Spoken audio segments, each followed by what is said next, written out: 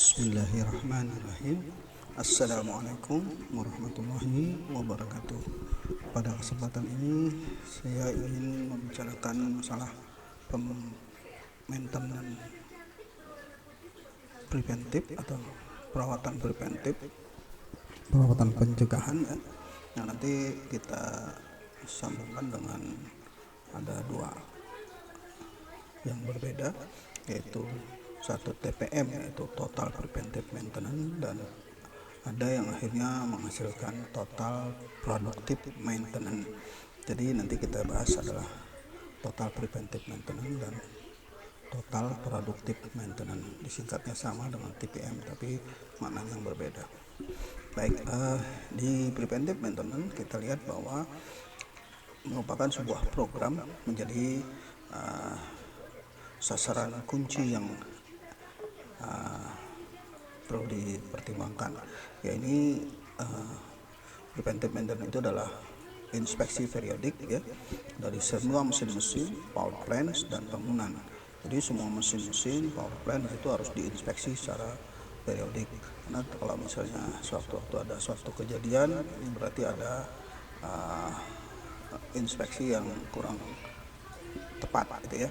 Kemudian dari hasil prediksi inspeksi itu sendiri, kemudian dibuatkan sebuah laporan kalau misalnya ada sebuah kerusakan atau kesalahan di dalam suatu mesin atau power plant atau gedung yang terjadi, dapat dianalisis dan kemudian dilakukan perawatan perbaikan ya, dan dapat memastikan bahwa tidak akan terjadi lagi kasus kerusakan atau kesalahan yang sama.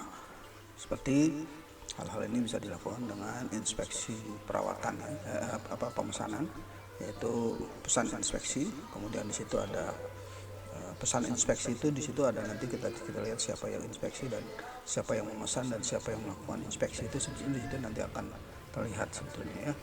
Kemudian rekam jejak dari peralatan itu sendiri.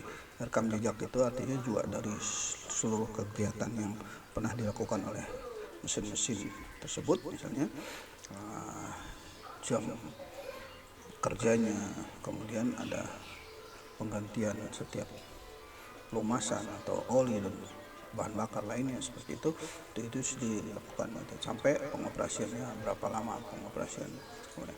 Kemudian ada yang lain juga tadi dari DOAS, itu adalah laporan kerusakan, kemudian dilakukan analisis dari hasil laporan kerusakan tersebut. Ya, itu yang dilakukan oleh preventive maintenance. Nah, biasanya di dalam perawatan preventif itu selalu diukur dengan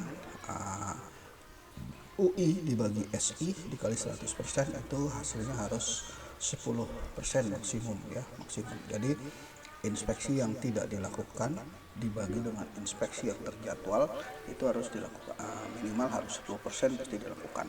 Kemudian ada yang namanya hasil pekerjaan berbanding terbalik dengan inspeksi yang dilakukan dikali 100%, itu harus antara 20% sampai 30%. Kemudian didapat di sini adalah presentasi dari kinerja. Nah, presentasi kinerja itu adalah waktu total prediktif ya, prediksi ya, perkiraan waktu total prediksi berbanding terbalik dengan waktu total yang sudah dilakukan dikali 100%. Itu dihitung berapa persen. Itu adalah sisa dari antara kedua hal di atas, itu bisa sampai 70% gitu ya. Kalau misalnya kita terpenuhi semuanya itu ya, bisa sampai 70% atau 60%. Nah, nanti kita coba lakukan perhitungan ini di dalam pertemuan berikutnya. Ini hanya pengantar saja ya dari preventif. Kemudian preventive maintenance itu sendiri bisa kalau misalnya dilakukan secara menyeluruh atau total, dilakukan adalah bagaimana mengaplikasikan maintenance preventif itu dengan strategi-strategi tertentu di dalam satu organisasi dan dilakukan dengan metode-metode yang standar atau metode baku yang sudah ditetapkan oleh organisasi atau perusahaan bersangkutan.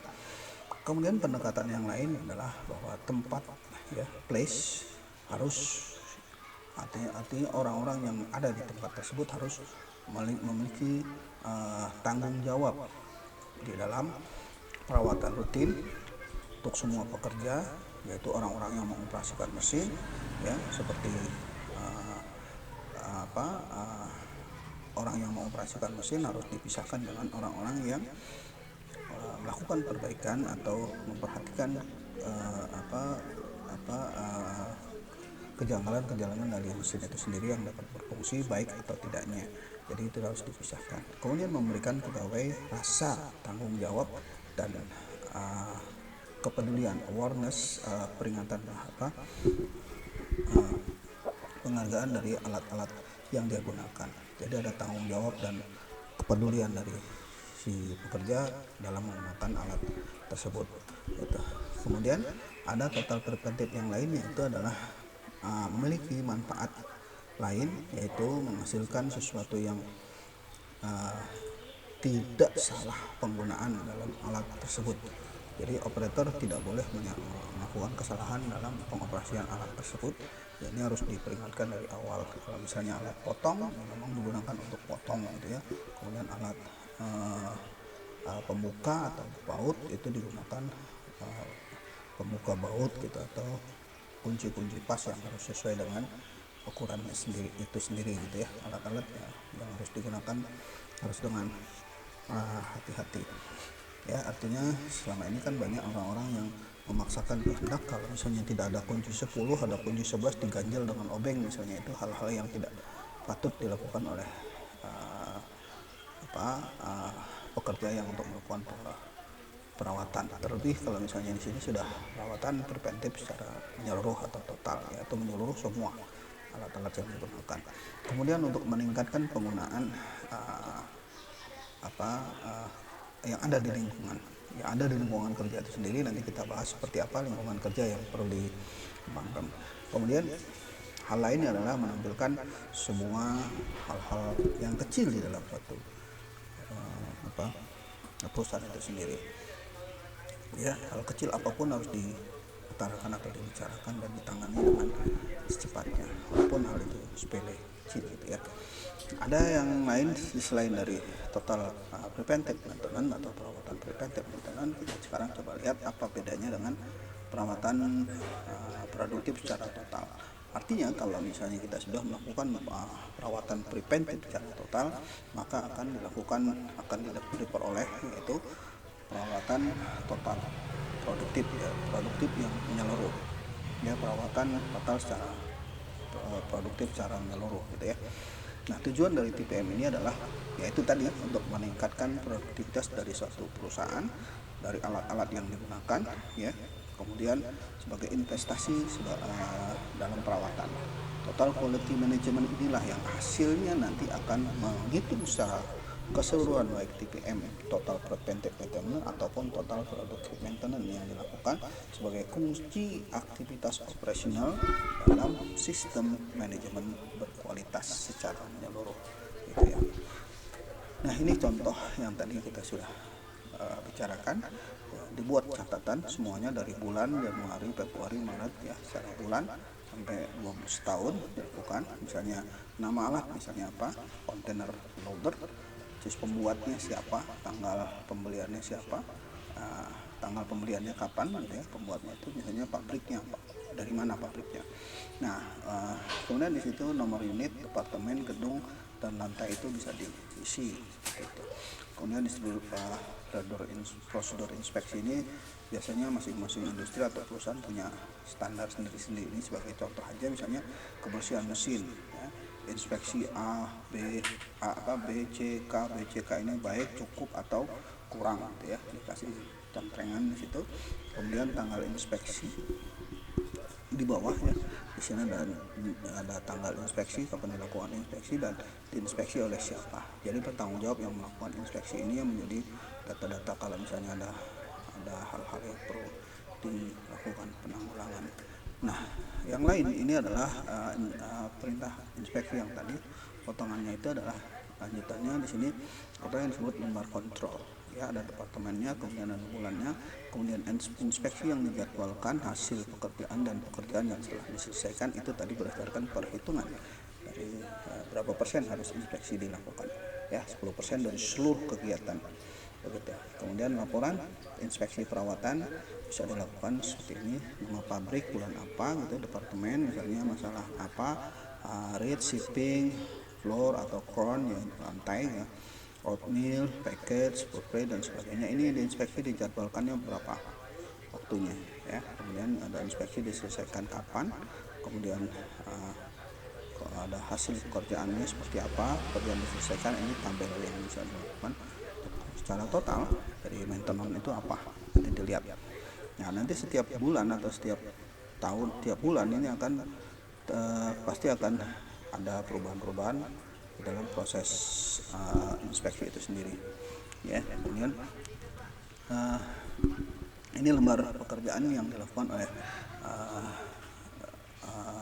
seseorang ya. Lembar pekerjaan misalnya